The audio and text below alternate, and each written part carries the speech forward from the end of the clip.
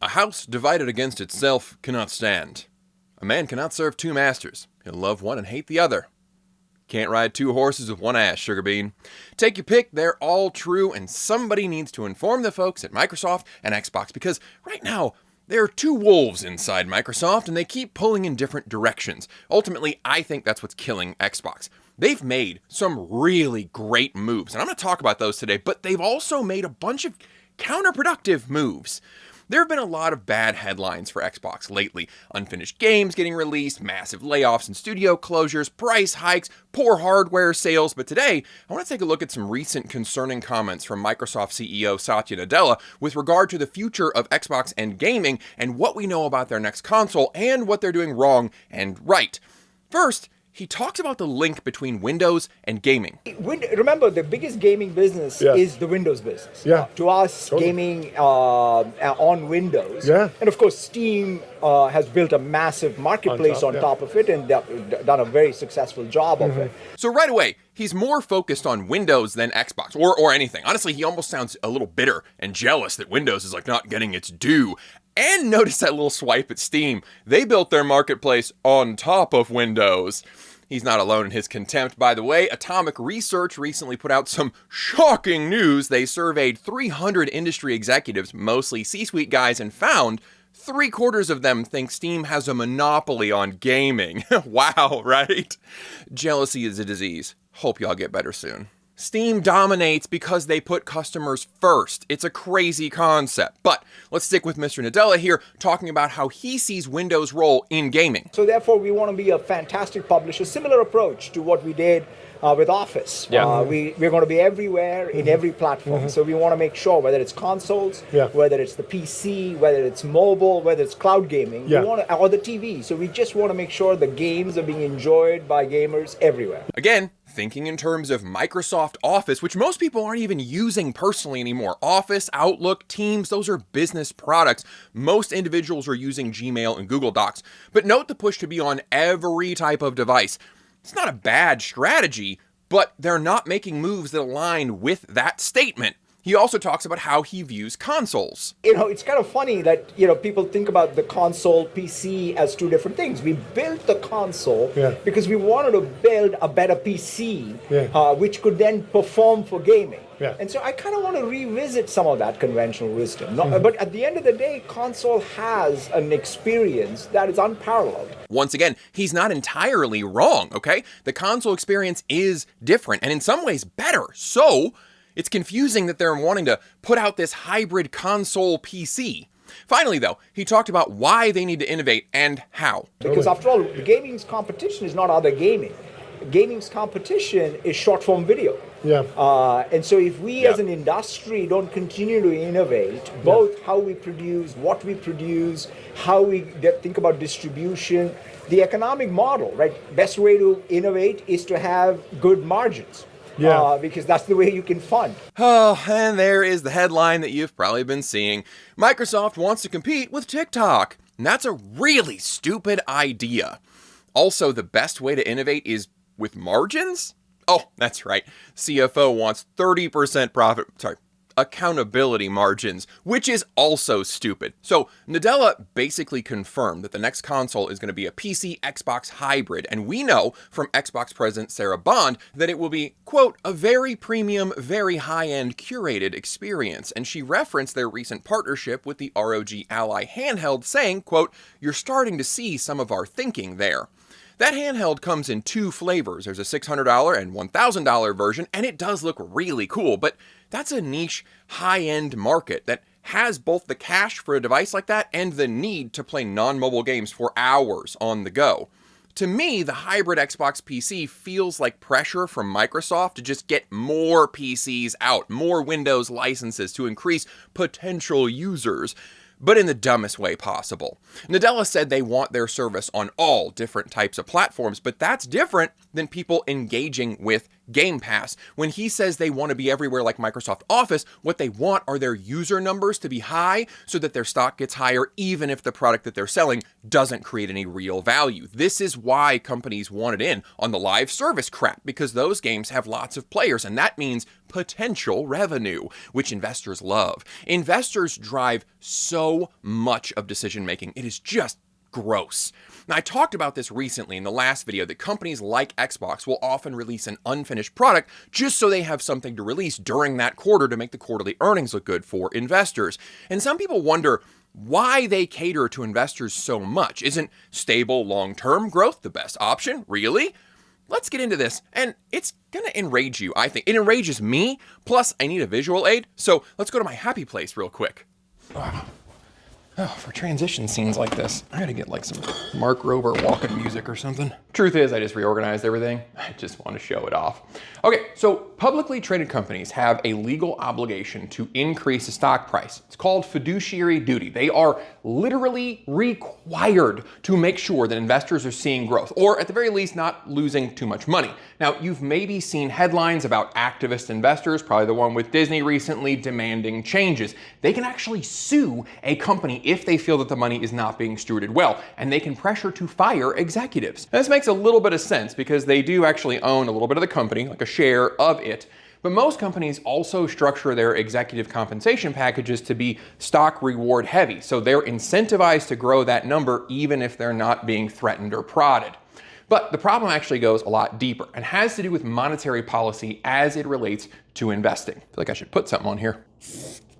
Better. Now, we know that the Fed creates tons of money, and that is inflationary. But the first issue actually traces back to 1971 when America went away from the gold standard. That used to limit the amount of dollars in circulation based on how much gold we physically owned. We also used to have a federally mandated minimum banking reserve, which meant that banks had to keep a certain amount of cash, a reserve, on hand in proportion to how much loan that they were giving out. Well, in 2020, somebody finally said, hey, if nothing tethers the Fed to how much money they can create, why are we doing it to the banks? And that minimum reserve was reduced to zero. And the interest on borrowing at that time was also about zero. I'm at 2.8 in here. SWAT team's gonna have to drag me out of here, okay? Anyway, that leads us to leveraging of leverage, or borrowing on top of borrowed money, and avoiding capital gains taxes. Now, you may have heard rich people don't make a lot of money, they borrow money to avoid tax. How does that work?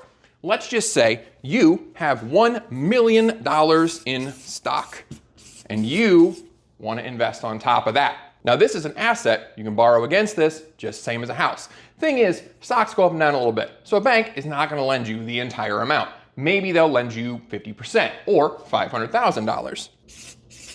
So you got all this collateral. Obviously, you're filthy rich. The bank's going to give you a great deal. They're going to give you 7% interest. Now you're going to take this $500,000 that you borrowed and you're going to invest it. Now, two things are happening here already.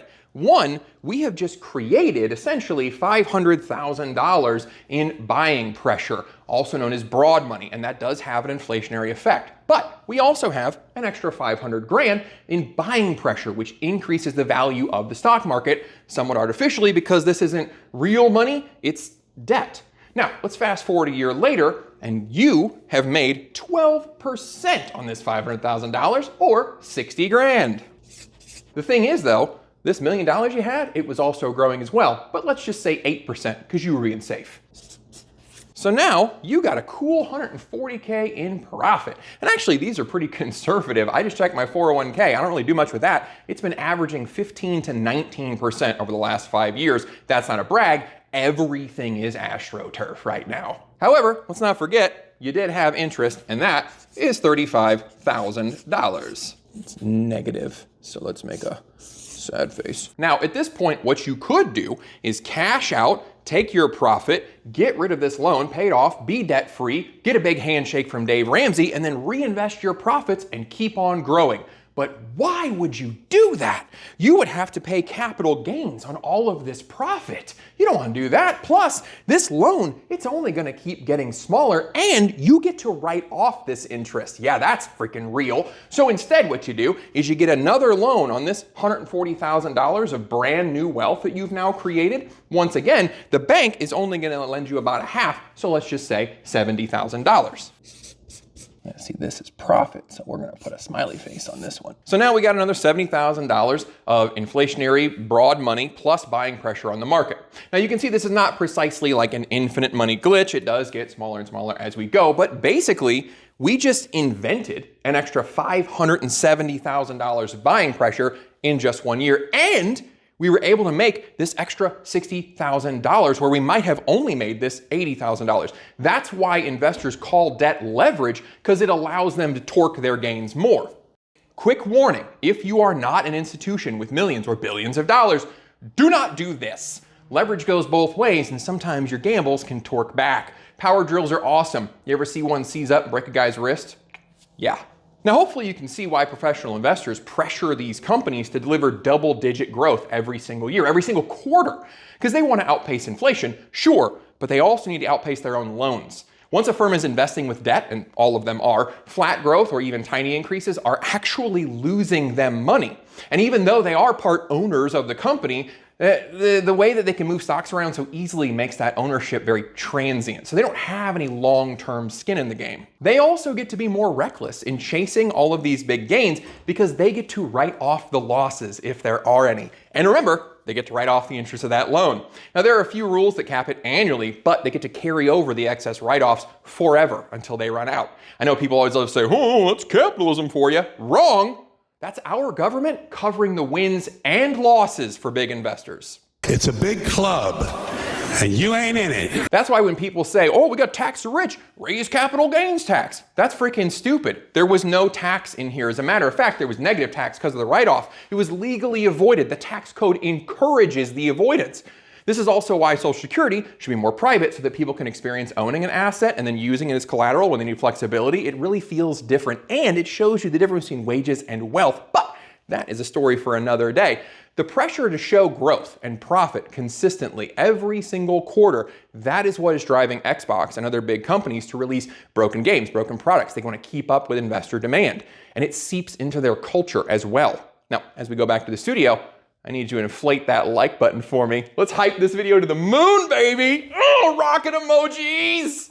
So, yeah, because of all that, Xbox feels like they have to grow and innovate always. Now look, innovation is fine, but innovation just for the sake of being different, it's not.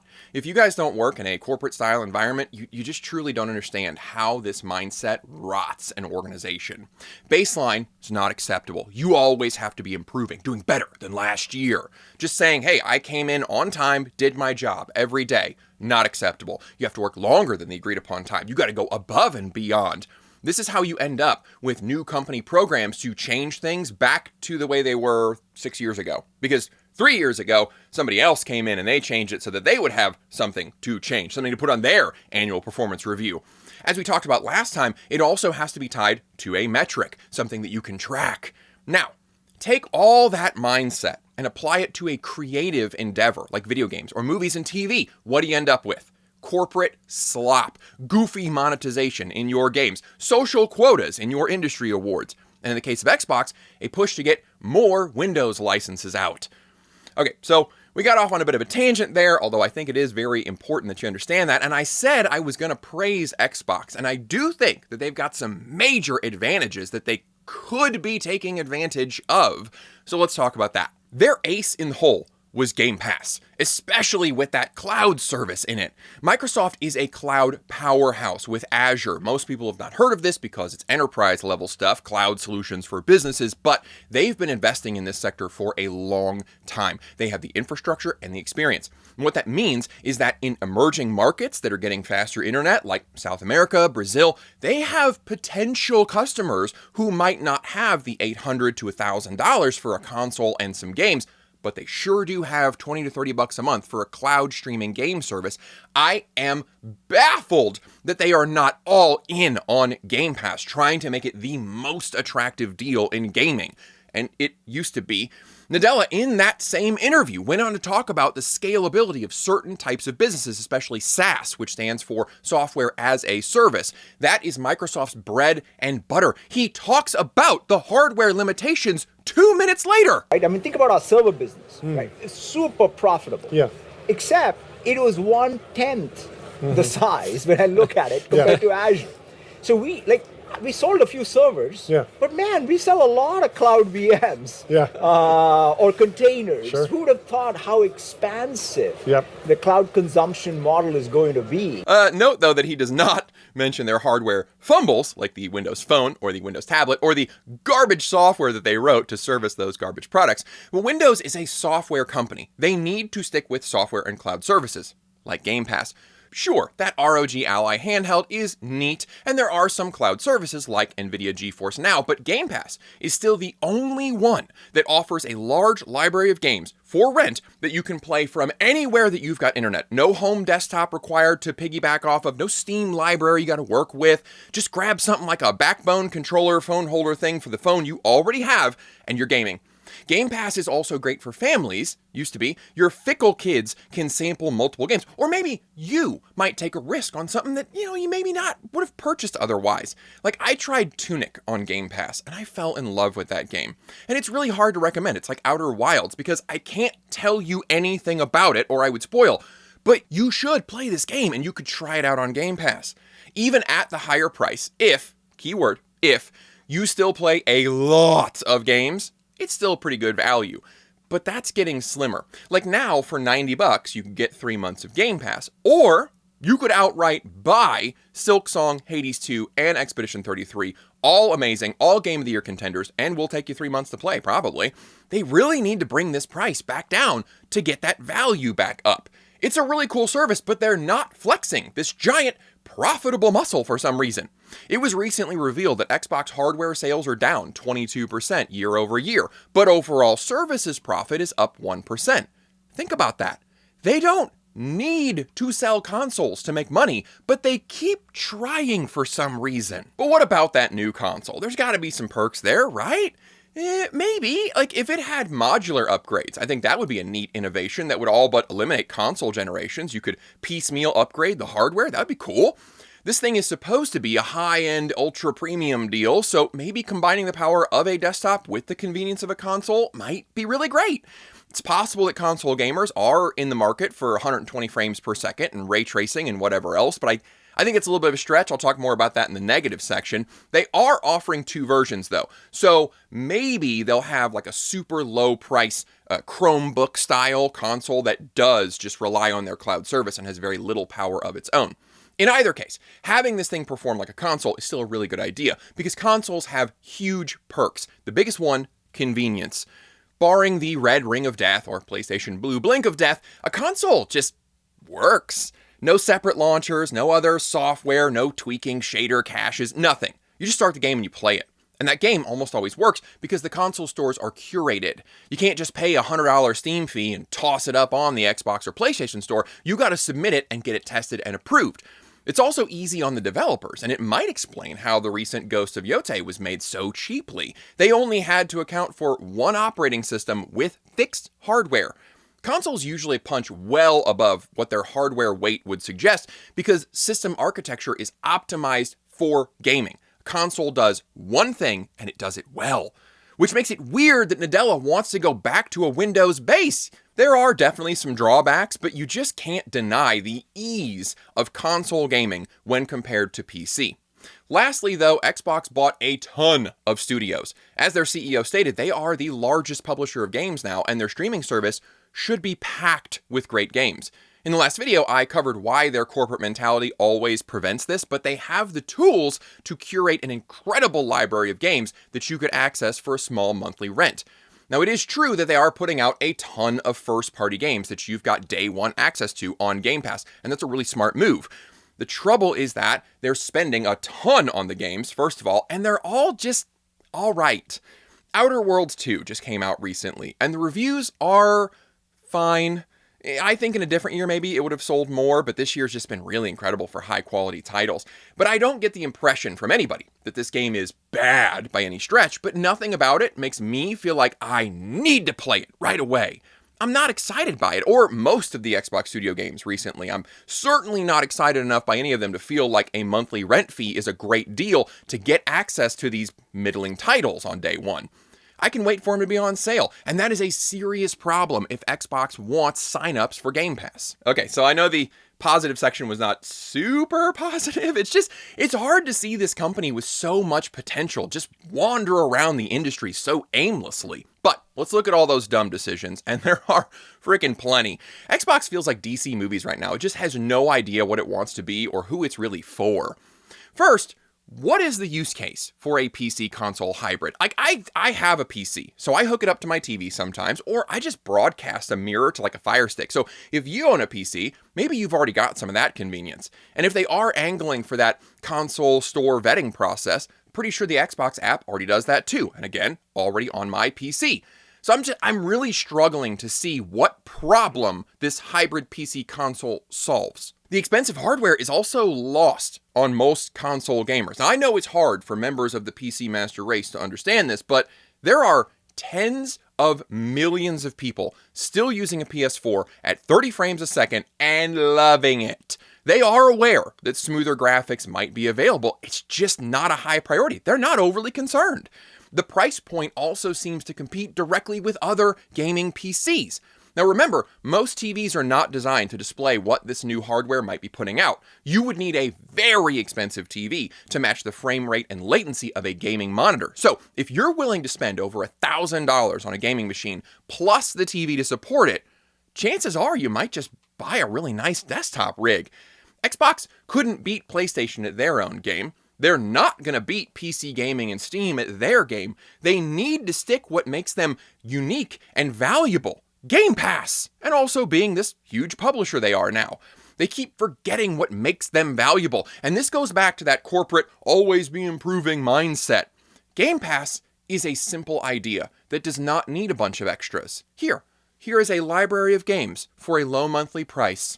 That's it. But what did they do? They increased the price and included subscriptions. Oh look, now you get EA Play and Ubisoft Plus Classics and Fortnite Crew. I don't care! I didn't want those things. I wanted the Netflix of gaming, and they're now selling the cable bundle of gaming. You also can't share the service anymore. So if you got kids, like me, this is a garbage deal. Now, I said I've got a computer. I am able to use the PC version of Xbox while one of my children uses one console, and that is it. If you're like me and you've still got an older Xbox laying around, maybe you want to use that and the new Series X or S, but Microsoft says no. Now, since the Ultimate tier is bundling with Fortnite Crew, this package definitely seems like it's aimed at a younger crowd, but I'm sure as hell not going to pay for a second subscription inside my own home so multiple kids can play. I don't do it with TV. I'm not going to do it with games. Once again, Microsoft just cannot keep it straight. They have Microsoft Family to have all your kids' accounts under an umbrella, but it doesn't transfer over to Xbox. Why? But they also don't understand their own audience. You heard the CEO say that their main competition is short-form video now, and I don't know how to express how much I disagree more. Now, he's trying to say that the main competition is people's time, and TikTok is taking up that time. I get it. But he's making one of the classic corporate blunders, and that's treating all customers as the same little buying units. The Instagram audience is not the console or PC gaming audience. Hell, even the mobile gaming audience is different. Like every now and again, you're going to see some clickbait article about how half of all gamers are actually women now. I mean, yeah, sure, if you include mobile games. And look, I don't say that with any sort of condescension. It's just that the engagement and spending habits of mobile gamers is very different. And we know that the term gamers has the connotation of being PC and console. So making the next Warhammer 40K game appeal to women because they're half the market would be insane. But that's how guys like Nadella think. The issue with him thinking that short-form consumers could be his customers is that he's going to need to direct the gaming division to make games that appeal to short-form consumers. It'll be a wave of slop like you have never seen. All these corporate types think high-margin slop is just so easy, and it's all they want to chase now. If Nadella pushes Xbox in this direction, it's going to be a total repeat of the put a battle royale in it era. Short-form content is fickle and awful, and it doesn't create loyalty. YouTube is dying for all of us to make short-form stuff. They're really pushing it behind the scenes, and I've tried, and you know what? The conversion rate is terrible. It doesn't actually generate viewers who will subscribe and watch regularly. They don't stick with longer videos like this one, so the average watch time ends up going down. Shorts watchers are just not my audience, and I have no problem with that, but I'm not going to spend time trying to advertise to them. In a similar vein, short-form video watchers are going to be extremely expensive to convert to long-form video game players, and it's not like he doesn't have examples of failure to look at. Xbox diehards are really trying to defend Nadella by bringing up comments made by former Sony president Sean Layden that the games industry is losing the next generation to TikTok. Well, first of all, Layden retired in 2019, so his opinion in that 2024 interview doesn't hold a ton of water right now. Second, his successor, Jim Ryan, was also a trend chaser and promised to launch 12 live service games by 2025. Remember that? Yeah, how'd that work out? We never learn the names of most of them, and the ones that we do know are Marathon and Concord. The only success they had was Helldivers 2, and they tried their hardest to screw that up by requiring players to sign in to a PSN account, even in countries where they couldn't. The point is that Sony already gave us an example of what not to do by chasing live service trends when their bread and butter has been excellent, exclusive, single-player games. And yet here is Nadella thinking that he's smarter than everyone and he's gonna make it work this time. I guess if there's a personal application in all of this, it's to look at your goals. Well, first, make sure you have some goals. If you don't know where you're going, you'll end up someplace else. But when you have a goal, make sure your actions are aligning with that goal. If you say you want to be a marathon runner, but you're doing bench presses every day, it's not going to work out. Look, I'm not ready to give up on Xbox just yet, but it is really tough to watch them flounder like this. It's also tough to get excited about some of the games that they were making, only to be let down by them being rushed out the door in a boring or broken state. But what do you think? Can they pull up? Do you think a hybrid PC console is a cool idea? Are you still seeing value with Game Pass after the price increase? Let me know. I appreciate you watching. See you next time.